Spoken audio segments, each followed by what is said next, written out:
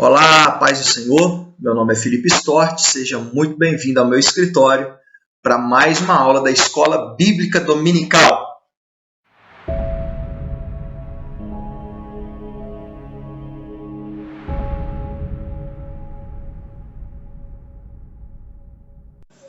E hoje nós vamos estudar a lição de número 10, de 5 de junho de 2022. A lição que tem por título Nossa Segurança Vem de Deus. A nossa lição, como de costume, dividida em 3 tópicos. A riqueza do céu e a riqueza da terra é o primeiro tópico. O segundo tópico, a idolatria ao dinheiro. E o terceiro tópico, vivendo a quietude espiritual em Deus. Então, basicamente, o que nós vamos estudar é sobre o amor ao dinheiro e sobre a questão da ansiedade quanto aos bens materiais. A nossa leitura bíblica em classe, Mateus capítulo 6, do 19 ao 27. Você, professor, tem aí em suas mãos. É importante nós observarmos que a intenção da lição não é demonizar as provisões futuras, nem se preocupar com o futuro. Então, essa lição ela não tem o objetivo de dizer que guardar dinheiro é ruim. Ela não tem o objetivo de dizer que você deve se preocupar com a sua aposentadoria ou que se você fizer isso você vai estar agindo errado. Não é essa a intenção da nossa lição. Aliás, a própria palavra de Deus vai dizer que o amor ao dinheiro é a raiz de todos os males, não o dinheiro em si. Né? Mas, em quem você tem colocado a sua confiança? A sua esperança? A quem você serve? A Deus ou a Mamon? Ou o dinheiro te serve ou você serve o seu dinheiro?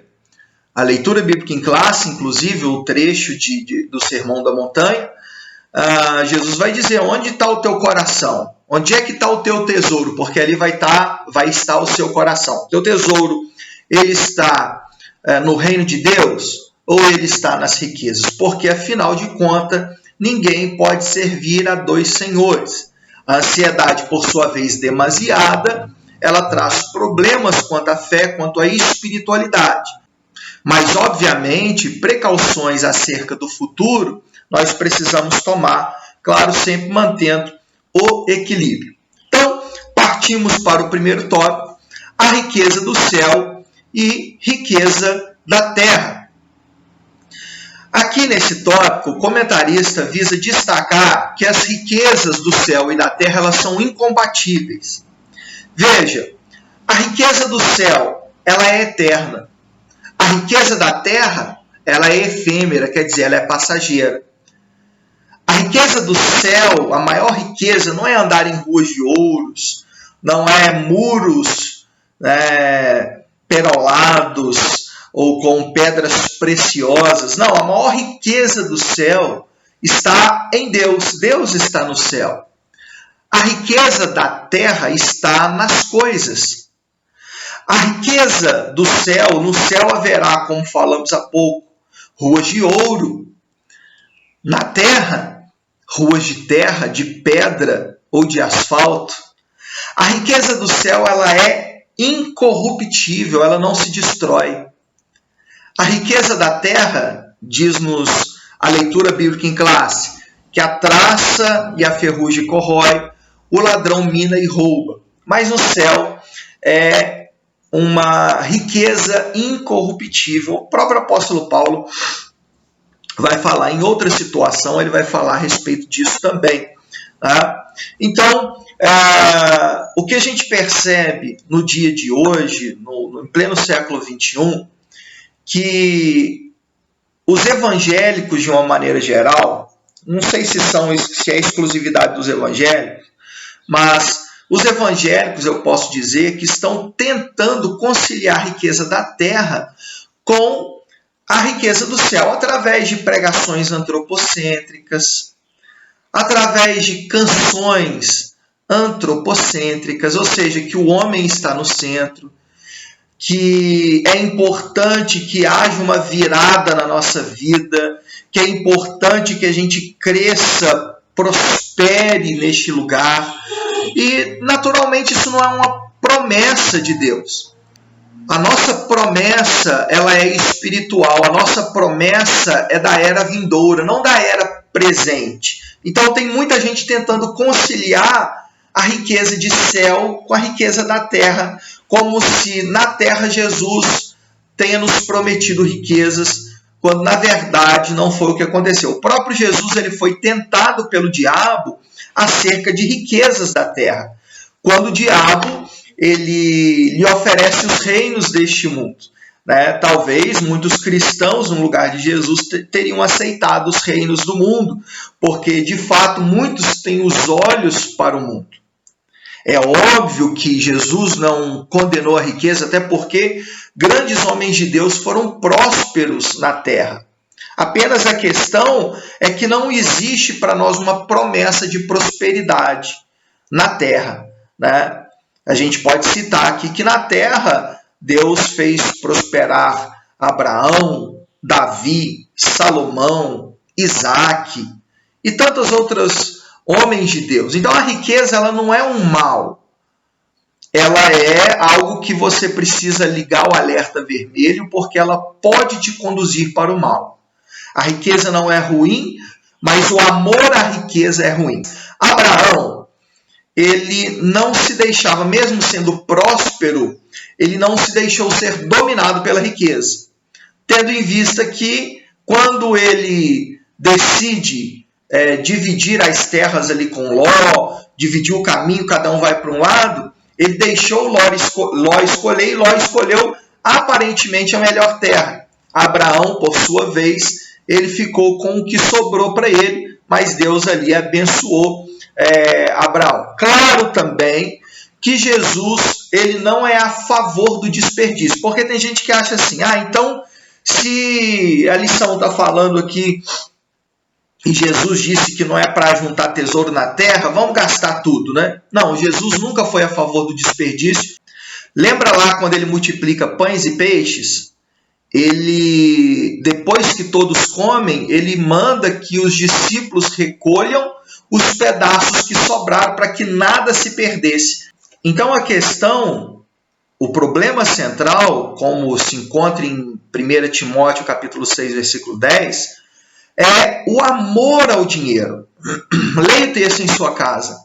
O amor ao dinheiro que é a raiz de todos os males. Não é o dinheiro, O amor ao dinheiro é um problema. Confiar no dinheiro, garantir, pensar que o seu futuro está garantido porque você tem uma boa quantia de dinheiro no banco ou investido.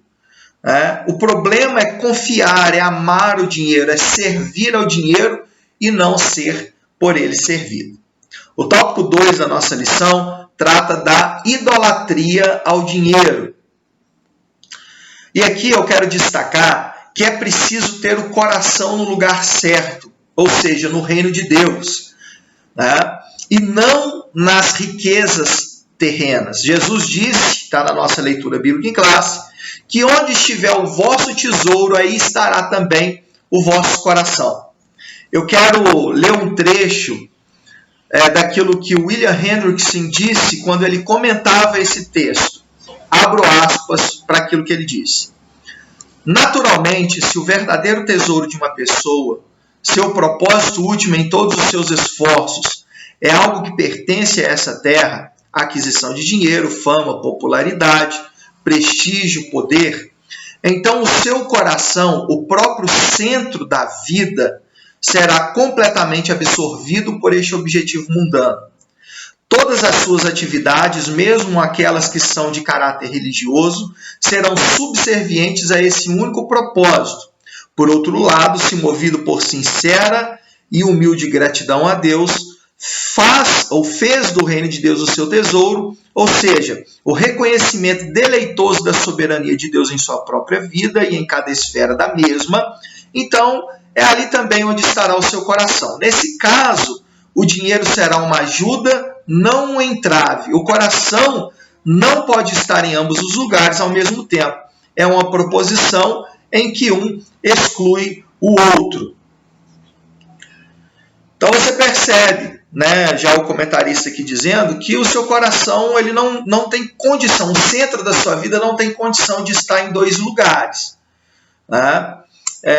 Não se pode, Jesus vai dizer, não se pode servir a dois senhores. Ou há de aborrecer um, né, e servir o outro, ou vice-versa. Se o seu coração estiver nas coisas deste mundo, e aí a gente pode falar de riquezas e tantas outras coisas, o seu coração vai estar empenhado, a sua vida está empenhada em agradar a esse Senhor. Mas, por outro lado, se o seu coração estiver na obra do Senhor, mesmo que você tenha algum tipo de riqueza, você não vai se deixar dominar por ela, não vai viver em função dela, e sim em prol do reino de Deus. Tá certo? Jesus vai dizer que ninguém pode servir a dois senhores, porque há de odiar um e amar o outro, ou se dedicará a um e desprezará o outro. Não podeis servir a Deus e a Mamon. Mamon, irmãos, é uma palavra que vem do aramaico, que significa riqueza, cobiça, né? Fala muito de bens materiais. Mamon não era propriamente dito um ídolo, né, que era esculpido como os outros. Aqui Jesus parece personificar a riqueza e colocá-la como um ídolo. E de fato a riqueza ela é um ídolo do coração de muita gente. O que é idolatria? Tudo aquilo que ocupa o lugar que devia ser ocupado por Deus na sua vida torna-se idolatria. A riqueza pode ser idolatria. Um namorado ou uma namorada pode ser um tipo de idolatria. Um cantor predileto também pode se tornar um ídolo no seu coração. Então, Jesus está falando aqui da idolatria. Não dá para servir a Deus ou a Mamon. Quer dizer, não dá para servir a Deus ou servir a riqueza. Então, a questão central é servir. Né? A quem você serve? A Deus ou a sua conta bancária? Tá certo? Então, quando a gente coloca o nosso dinheiro em primeiro lugar, a gente está, na verdade, desprezando e destronando Deus do nosso coração. E Deus não divide com ninguém a sua glória. Tópico 3. Vivendo a quietude espiritual em Deus. Aqui, o comentarista da nossa lição, ele comenta as palavras de Jesus dos versículos 25 a 27, quando Jesus diz: não andeis cuidadosos quanto à vossa vida, nem o que haveis de comer, o que haveis de beber, e etc. e tal. O texto você já conhece, você tem ele aí nas suas mãos. Então Jesus ele começa a advertir aos cristãos contra a ansiedade. Obviamente, irmãos, todos nós temos algum tipo de ansiedade. Basta ver aqueles que estudam no dia de prova, sempre dá aquele frio na barriga, aqueles que vão pregar. É um tipo de ansiedade. Né? Claro que Jesus ele não está aqui demonizando todo tipo de ansiedade, porque todo ser humano tem algum tipo de ansiedade. A questão aqui é a ansiedade demasiada. Jesus está ensinando, advertindo aos cristãos a não viverem demasiadamente ansiosos quanto aos bens terrestres, porque essa preocupação demasiada do futuro pode comprometer a nossa vida espiritual e também a nossa saúde mental.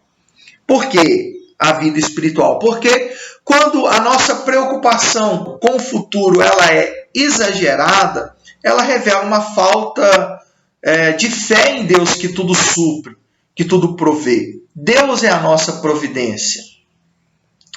A verdade é que o homem, é até comentado aqui pelo comentarista, que o materialismo afastou o homem da sua quietude e simplicidade. As palavras que Jesus usa, elas são tão simples, ela nos remete à quietude e à maior simplicidade da vida. Olhe para as aves do céu, não semeiam nem cegam, e vosso Pai Celestial, né, as alimenta. Né? Não falta alimento para as aves do céu. Quanto a vestimenta, ele vai dizer: veja os lírios do campo, Nem mesmo Salomão, em toda a sua glória, se vestiu como um dessas ervas que hoje existe e amanhã é lançada no fogo, né? Será que Deus não tem muito mais cuidado de nós? E Jesus ainda chama a atenção dos seus discípulos, né? Homens de pequena fé. Veja que a ansiedade, a preocupação descabida quanto ao futuro, ela causa esses transtornos na vida espiritual. E também na saúde mental, né? Doenças como crise de ansiedade, doenças como depressão, elas estão, em muitos casos, ligadas à ansiedade exacerbada. É claro, irmãos, ninguém deve ser acomodado nessa vida.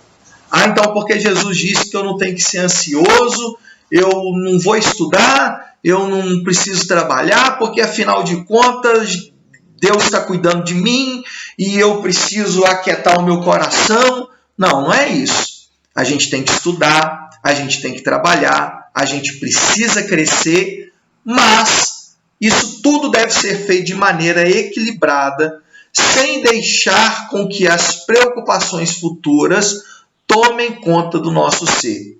Fazer precauções, cuidar, né, de fazer aí, de repente, uma previdência privada, pensando na sua aposentadoria. Tudo isso é válido, mas não pode ser algo demasiado em nossa vida, que nos tira o sossego, né? Aliás, e para fechar, a Bíblia nos ensina a lançar sobre Deus a nossa ansiedade, porque Ele tem cuidado de nós. Então, irmãos, para concluir a nossa lição de hoje, a ideia não é demonizar o dinheiro ou demonizar as provisões quanto ao futuro. Mas a ideia da lição e de Jesus é dizer que isso não nos deve dominar. O cristão, por meio do fruto do Espírito, ou da qualidade do fruto do Espírito que produz o domínio próprio, ele tem que dominar a si mesmo, dominar as coisas à sua volta, para que ele possa, então, não ser dominado por elas, para que ele possa viver uma vida sossegada, uma vida tranquila, uma vida de alguém que não se desespera por coisa alguma, mas de alguém que, de fato, confia em Deus. Por isso o título da nossa lição é Nossa Segurança Vem de Deus. Deus te abençoe, um forte abraço para você, até a próxima aula, se Deus quiser.